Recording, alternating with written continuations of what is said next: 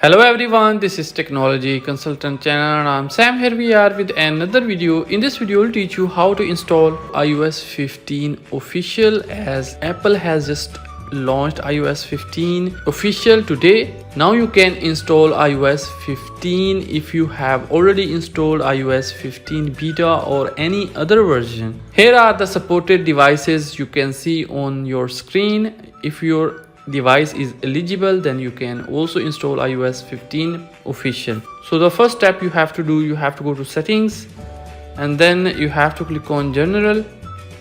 At the bottom you will see VPN and device management. You have to click on it, and from here you have to remove all the profiles which you have already installed. After removing all the profiles, then you have to go back and you have to click on software update.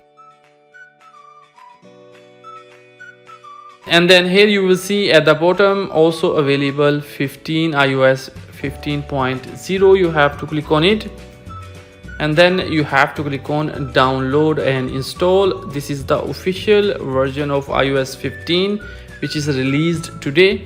You have to click on download and install. Provide your phone passcode.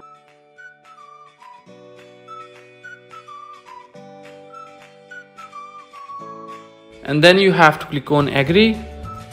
Click on agree. And here you can see update requested.